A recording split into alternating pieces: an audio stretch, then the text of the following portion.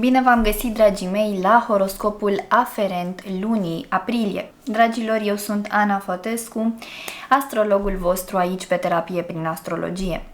Pentru cei dintre voi care nu v-ați abonat încă acestui canal, vă invit să faceți acest lucru și să apăsați clopoțelul pentru a fi notificați ori de câte ori eu postez ceva nou. De asemenea, vă invit să distribuiți videourile care rezonează cu voi și altor persoane, astfel încât această comunitate să se mărească și mesajele mele să ajungă la cât mai mulți oameni. Această abonare este complet gratuită, tot ce trebuie să faceți, așa cum v-am spus, este să apăsați butonul de abonare și clopoțelul. Dragilor, acest horoscop este unul general, prin urmare tratați-l ca atare, iar dacă doriți informații personalizate, dacă doriți să aprofundați mai mult profilul vostru astrologic, atunci vă invit pe site-ul meu www.terapieprin-astrologie.ro la secțiunea magazin, unde veți găsi toate serviciile astrologice puse de mine la dispoziție pentru voi. De asemenea, dacă vă cunoașteți ascendentul zodiacal și dacă vă cunoașteți zodia în care aveți amplasată luna în harta natală, vă recomand să urmăriți și videourile aferente, astfel încât să căpătați o imagine cât mai amplă legată de modul în care vă vor influența astrele pe perioada lunii aprilie. Așadar, dragilor, înainte de a începe, doresc să urez la mulți ani tuturor sărbătoriților din această lună, multă sănătate, multă iubire, multă liniște sufletească și la cât mai multe realizări, dragii mei. Haideți să începem!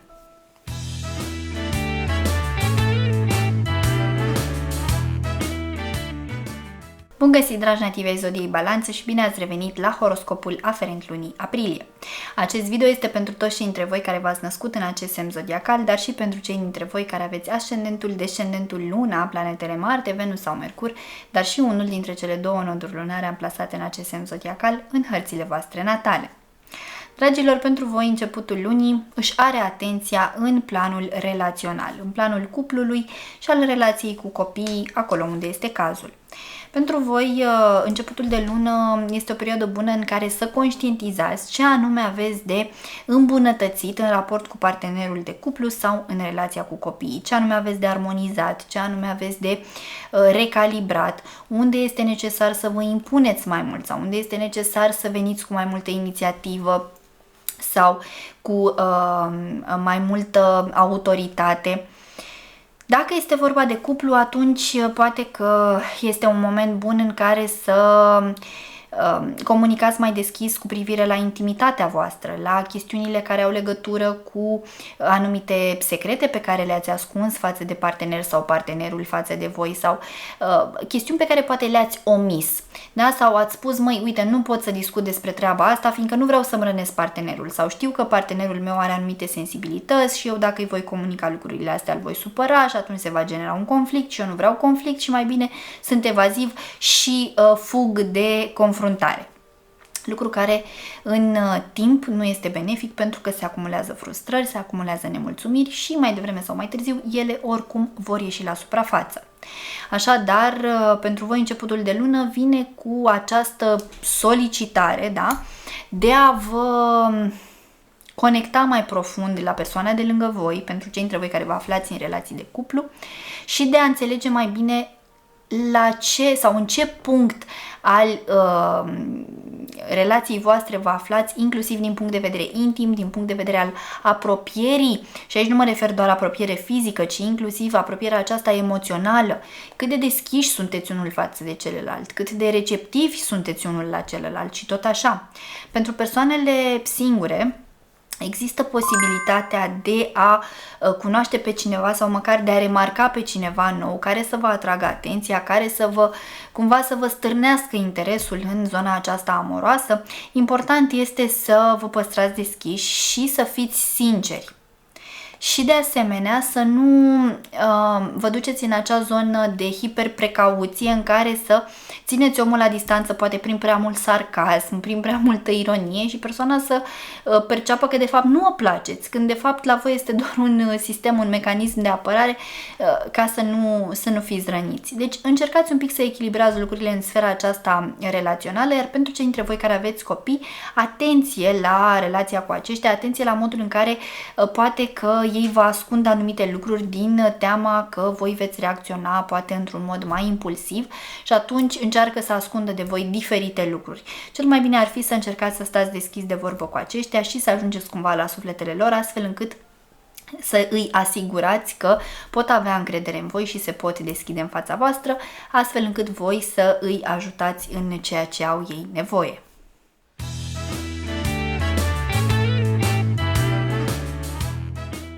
Mijlocul lunii pentru voi este foarte intens, pentru că în intervalul 12-13 aprilie luna vă va tranzita semnul zodiacal și mai mult decât atât, pe data de 13 va avea loc și apogeul lunii, și anume faza de lună plină în semnul vostru zodiacal. Ei bine, acest lucru clar va aduce la suprafață emoții refulate, sentimente pe care poate vi le-ați reprimat o bună bucată de timp, iar acestea se pot manifesta în fel de reacții inopinate. Da, puteți avea tendința să fiți impulsivi, să reacționați exagerat. Atenție la acțiuni care pot aduce finaluri bruște.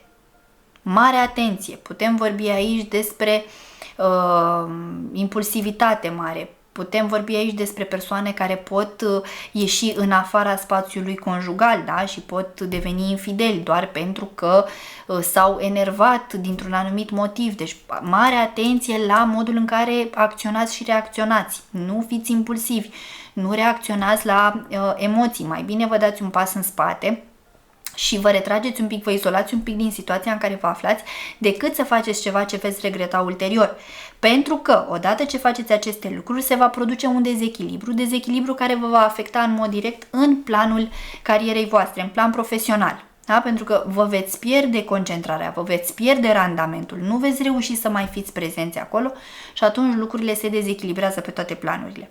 Deci mijlocul lunii pentru voi este un punct extrem de delicat în luna aprilie și vă sfătuiesc să fiți cu băgare de seamă pentru cei dintre voi care vă aflați în relații de cuplu sau în căsnicii, la modul în care vă exprimați emoțiile, trăirile, nemulțumirile, frustrările, resentimentele, pentru că puteți avea tendința de a bubui și mai mult decât atât să reacționați impulsiv, reacții care ulterior vor genera consecințe. Și atunci încercați pe cât posibil, da, să vă adunați și să înțelegeți că acest lucru se va petrece precum în acest joc de domino în care vor cădea piesele pe rând. Deci, mare atenție! Fiți cumpătați, căutați-vă echilibru, căutați armonia, căutați să gestionați diplomat conflictele acolo unde este cazul și nu uitați să nu reacționați într-un mod necugetat, da? Pe care ulterior să ajungeți să le regretați. Mare atenție și vigilență în acest segment.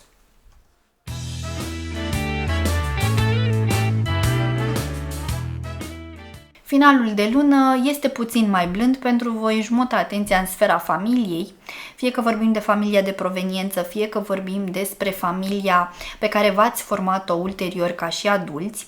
Cert este că aici se mută reflectorul, vreți cumva să aduceți liniște, să aduceți pace, să vă simțiți acasă, la voi acasă, da? Să transformați casa într-un cămin în cazul în care nu s-a mai întâmplat în ultima perioadă acest lucru. Și totodată să vă concentrați mai mult în sfera carierei, pentru că s-au așezat lucrurile acasă. Odată ce se așează lucrurile în plan personal și în plan profesional veți reuși să aveți un alt randament, o altă concentrare, rezultate mult mai bune, da? Un focus mult mai mare, astfel încât să parcurgeți ceea ce aveți de parcurs cu succes. Fie că ați început un proiect nou, fie că ați aplicat pe o poziție nouă, fie că ați început un job nou, că aveți poate un proiect nou, că aveți o colaborare nouă, indiferent despre ce este vorba. Ca lucrurile să funcționeze în plan profesional pentru voi, voi aveți nevoie să aveți echilibru acasă, da? În plan personal.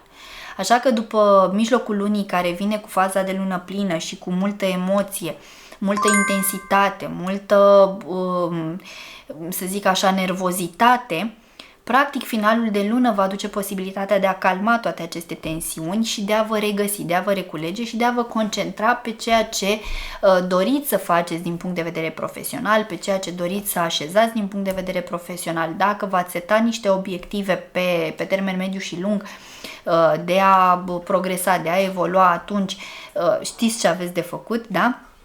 Totul pentru voi pornește de la modul în care vă simțiți acasă.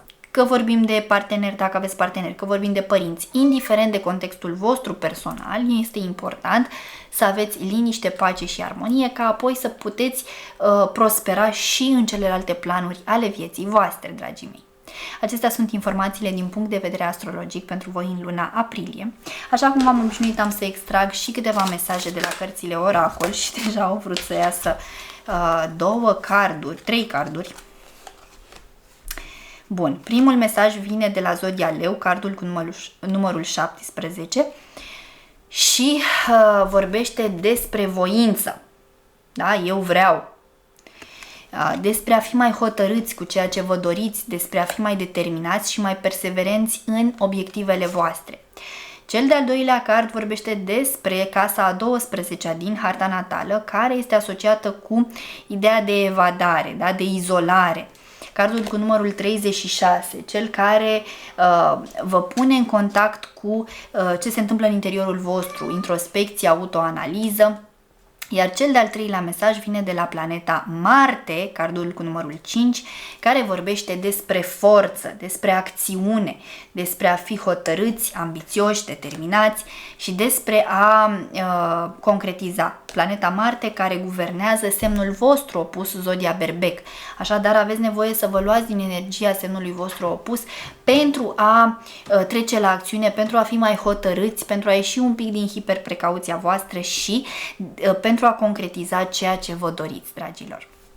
În speranța că mi-ați rămas aproape până la finalul acestui video, vă mulțumesc și vă invit să apreciați și să distribuiți acest video tuturor celor cărora credeți că le va fi de folos. Vă doresc ca luna aprilie să aducă în viețile voastre toate binecuvântările de care aveți nevoie. Vă pup! Pa, pa!